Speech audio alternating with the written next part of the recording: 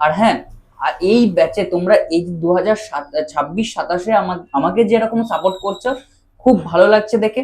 আর তোমরা যে ওই ভিডিওটিতে এত পরিমাণে সাপোর্ট দিয়েছিলে, নিজেদের মতামত জানিয়েছিলে, নিজেদের সমস্যাগুলোকে জানিয়েছিলে, সেই জন্য ভাই তোমাদের স্যালুট। আর এর জন্য তোমাদের ব্যাচটাকে আমি একটা নাম দিতে চাই, সেটা হচ্ছে গোল্ডেন ব্যাচ। ঠিক আছে, তো চলো শুরু করা যাক। মাই গোল্ডেন ব্যাচ ইজ রেডি। চলো শুরু করা যাক আজকের কমেন্টের উত্তর দেওয়া। আগের সপ্তাহে মনে আছে কিনা জানি না, একটা ভিডিওতে আমি তোমাদের বলেছিলাম এই ভিডিওর মধ্যে যাদের কমেন্টগুলো বেশি কমন থাকবে, যে কমেন্টগুলো সমস্যাগুলো বেশি কমন থাকবে, সেইগুলোর ওপর আগামী সপ্তাহে আমি ভিডিও দেব।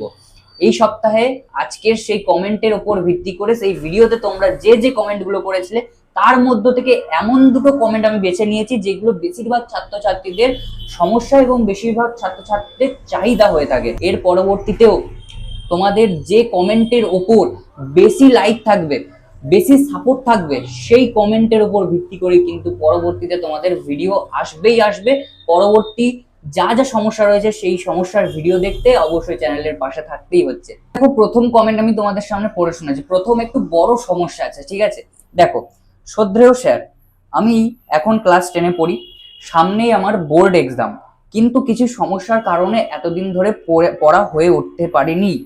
এখন আমি পুরো সিলেবাস কমপ্লিট করতে চাইছি।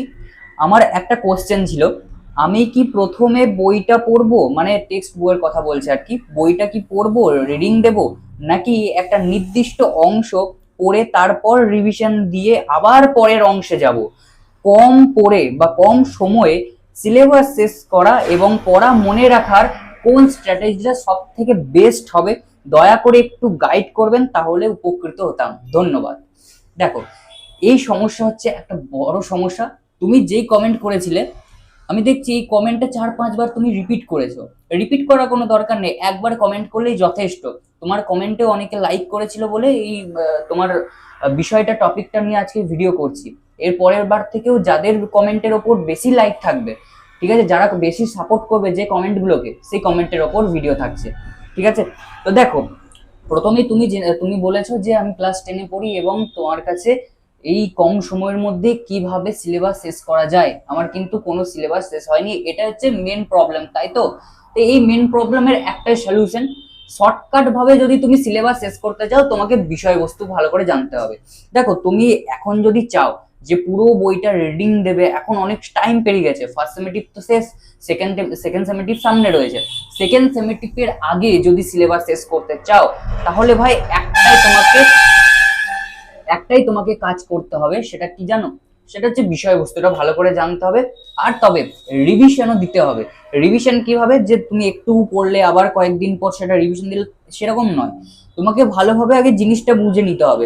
তুমি একটা কাজ করো, প্রথমে এক সপ্তাহ সময় নাও, প্রত্যেক দিন একটা করে অধ্যায়ের বিষয়বস্তু পড়ো, ঠিক আছে? একটা করে বিষয়বস্তু পড়ো এবং সেই বিষয়বস্তুটা ভালো করে অধ্যয়ন করো, ভালোভাবে জানো যে কি কি অধ্যায় আছে, কি কি প্রশ্ন আছে, কি কি প্রশ্ন আসতে পারে। চাইলে আমার ভিডিওগুলো দেখে নিতে পারো, সেখানে পুরো বিস্তারিত ভাবে তোমাদের বিষয়বস্তু জানিয়ে দিয়েছি, ঠিক আছে? তো সেই ভিডিওগুলো দেখে নিলেও তোমার সমস্যার সমাধান হয়ে যাবে এই সিলেবাস কমপ্লিট নিয়ে। সিলেবাস কমপ্লিট করার সময় একটা জিনিস মাথায় রাখবে, যাতে একটা টপিকই বারবার ঘুরিয়ে যাতে না পড়তে হয়। দেখো, রিভিশন মানে কিন্তু একটা টপিক বারবার ঘুরিয়ে ফিরিয়ে পড়ার নয়, ঠিক আছে? রিভিশন করার ট্রিকও আমি তোমাদের বলে দিয়েছি, তো চাইলে তুমি সেই ভিডিওটা দেখে নিতে পারো, বা যাদের যাদের এই সমস্যাটা হয়ে রয়েছে তারা কিন্তু দেখে নিতে পারো যে কিভাবে ঠিক পদ্ধতিতে রিভিশন করতে হয়। তো সেগুলো আমি তোমাদের একেবারে বিস্তারিত জানিয়ে দিয়েছি। এবার তুমি যে এই যে গাইড করার কথা বলছো যে কি করব কি করব না, তাই তো?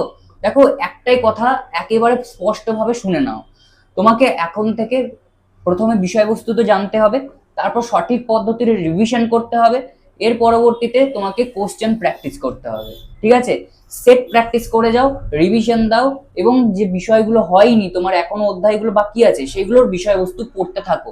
তাহলে কিন্তু তোমার একেবারে সিলেবাস কমপ্লিট হয়ে যাবে। তুমি যদি ভালোভাবে পড়তে চাও, ভালোভাবে পড়তে থাকো, তাহলে কিন্তু কম সময়ের মধ্যে তোমার এই সিলেবাস কমপ্লিট হয়ে যাবে, ঠিক আছে?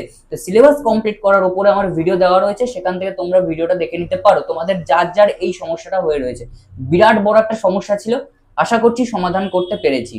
2 নম্বরে চলো, 2 নম্বরে আসি। প্রথম কমেন্ট, তুমি ইম্পর্টেন্ট ম্যাপ পয়েন্টিং এর ভিডিও দাও প্লিজ দাদা ভাই। বেশ, দেখো প্রথমেই বলে রাখি, আমাকে কেউ স্যার বলতে হবে না, আমাকে দাদা বললেই যথেষ্ট, ঠিক আছে? তো দেখো, এই যে তুমি বলেছিলে যে ইম্পর্টেন্ট ম্যাপ পয়েন্টিং, তুমি শুধু একাই বলনি, অনেকেই বলেছিলে এই ম্যাপ পয়েন্টিং এর ওপর ভিডিও দিতে। তো দেখো, ম্যাপ পয়েন্টিং গুরুত্বপূর্ণ, কোন কোন ম্যাপ পয়েন্টিং গুলো কেমন গুরুত্বপূর্ণ, কেমন ভাবে আসতে পারে, ঠিক আছে, ম্যাপ পয়েন্টিং করবো কিভাবে, তো চলো আজকে বিস্তারিত এই ভিডিওটার সম্বন্ধে, এই গুরুত্বপূর্ণ টপিকটার সম্বন্ধে বিস্তারিত জেনে নেওয়া যাক।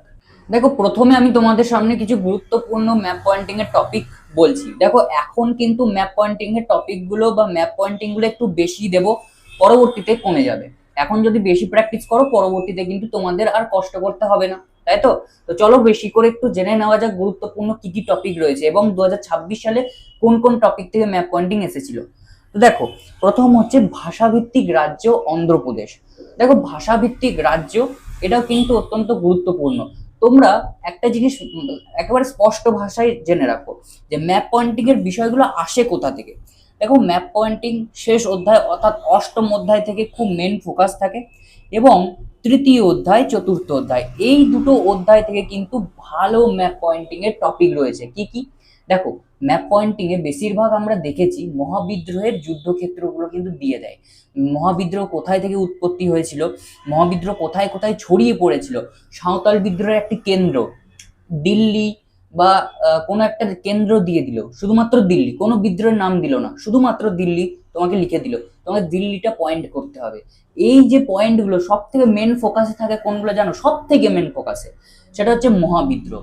মহাবিদ্রোহ যদি তুমি ভেবে নাও যে 2025 সালের পরীক্ষাতে এসেছে বলে আর আসবে না, বা 2026 সালের টপিক এসেছে বলে আর আসবে না, সেটা কিন্তু খুব বড় ভুল হয়ে যাবে। দেখো, ম্যাপ পয়েন্টিং এর টপিক কিন্তু বারবার ঘোরাতে থাকে, কিংবা একই টপিক বারবার বারবার নিয়ে যায়। অনেকবার আমরা দেখেছি, যদি প্রিভিয়াস ইয়ারে প্রশ্নপত্রগুলো দেখা যায়, তাহলে কিন্তু আমরা ভালোভাবে দেখতে পাবো যে এই যে মহাবিদ্রোহের কেন্দ্রগুলো বারবার দিয়েছে। 19 সালে যদি দেয় তাহলে 18 সালেও দিয়েছিল, 17 সালেও দিয়েছিল, 16 সালেও, এইরকম ভাবেই কিন্তু দেওয়া আছে। ম্যাপ পয়েন্টিং এর খুব ভালো একটা কেন্দ্র হচ্ছে এই মহাবিদ্রোহ, যেখান থেকে প্রশ্ন আসার সম্ভাবনা প্রবল থাকে। তো এটুকু ধরে চলো যে আমাদের কাছে যা যা ম্যাপ পয়েন্টিং আছে তার থেকে আমরা বেশি গুরুত্ব দেব কোন টপিকটার ওপরে? মহাবিদ্রোহের ওপর। ঠিক আছে, মহাবিদ্রোহ কোথায় উৎপত্তি হয়েছিল, মহাবিদ্রোহের সূচনা কোথায়, মহাবিদ্রোহের প্রসার কোথায় হয়েছিল, প্রসারের যে কেন্দ্রগুলোতে মহাবিদ্রোহ হয়েছিল সেগুলো আমাদের কিন্তু জানতে হবে। তারপরে যে সমস্ত উপজাতি বিদ্রোহগুলো ছিল, যেমন সাঁওতাল বিদ্রোহ, কোল বিদ্রোহ, মুন্ডা বিদ্রোহ, এই কেন্দ্রগুলো কোথায় কোথায় কেন্দ্র, মানে কোথায় কোথায় প্রসারিত হয়েছিল, এই জিনিসগুলো আমাদের জানতে হবে। তাহলে কিন্তু ম্যাপ পয়েন্টিং আমাদের হাতের মুঠোয় থাকবে, ঠিক আছে? তো ভালোভাবে এই জিনিসগুলো, এই টপিকগুলো জেনে নাও। তারপরে দেখো, মহাবিদ্রোহ আগের বছর 2026 সালে, মানে এই বছরই যে পরীক্ষা হলো তোমাদের লাস্ট, সেই লাস্ট পরীক্ষাতে মহাবিদ্রোহ কেন্দ্র দিল্লি দিয়েছিল, ঠিক আছে?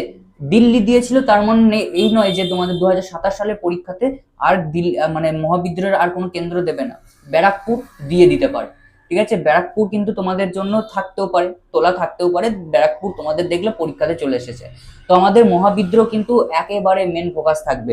তারপর দেখো, শ্রীরামপুর 2015 সালের আসা শ্রীরামপুর।